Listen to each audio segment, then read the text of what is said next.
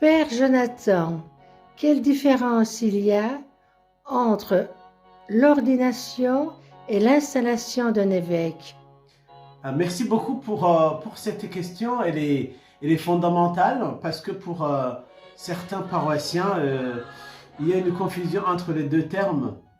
Nous utilisons ces notions quand un nouvel évêque arrive dans un diocèse, notamment au moment de sa prise de possession canonique en présence du clergé et du peuple de Dieu, tel que nous le trouvons dans le canon 382 au paragraphe numéro 4. C'est le droit canonique. Donc, tel est le cas de notre diocèse de Nancy et Toul, avec la nomination de Monseigneur Pierre-Yves Michel. La question en fait est de savoir si les deux termes disent la même chose ou si on peut utiliser l'un à la place de l'autre. Cela fait aussi penser à la sacramentalité de l'épiscopat.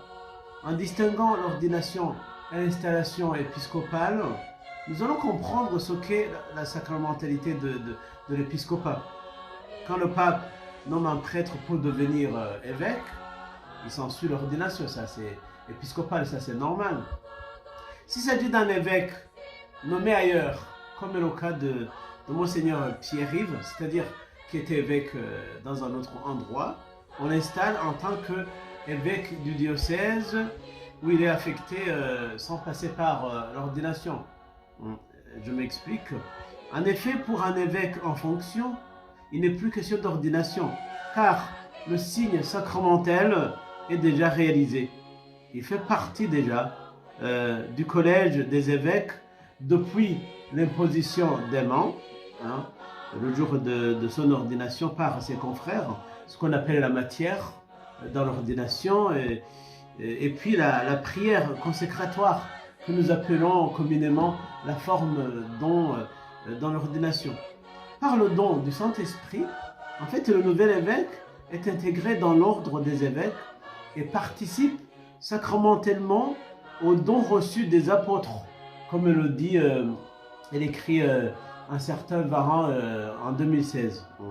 De plus, les rites complémentaires de l'onction de la tête, de la remise de l'évangile, de la remise de l'anneau, de la mitre et de la crosse ont déjà eu lieu lors de son ordination épiscopale. On ne va pas les reprendre. La conception de l'épiscopat comme la plénitude du sacrement de l'ordre, comme le dit le Concile Vatican II, met en évidence cette dépendance totale au Christ lui-même. L'évêque, en mettant en évidence cette dépendance totale de l'évêque au Christ et de son corps qui est l'Église, il participe et il réalise ce que le Christ lui-même a fait. Selon le Concile Vatican II, l'épiscopat est le sacrement de la présence du Christ, tête de l'Église. Comme tout ministre ordonné, prêtre ou diacre, l'évêque exerce trois fonctions: sanctifier, enseigner et gouverner, mais à deux niveaux différents par rapport au prêtre et au diacre, parce que l'évêque, il les exerce pleinement en communion hiérarchique avec le pape, tandis que le prêtre ou le diacre les assume, j'allais dire, de manière participée. C'est quand l'évêque ordonne un prêtre ou un diacre qu'il commence à exercer ça en communion avec son évêque. Tandis que l'évêque, il est en communion directe avec le pape. Merci donc pour l'évêque émérite, Monseigneur Papin, pour les 24 ans qu'il a consacré au service du diocèse de Nancy et Toul.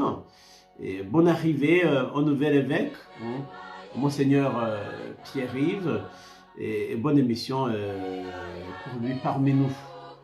Merci beaucoup, c'était une très belle question.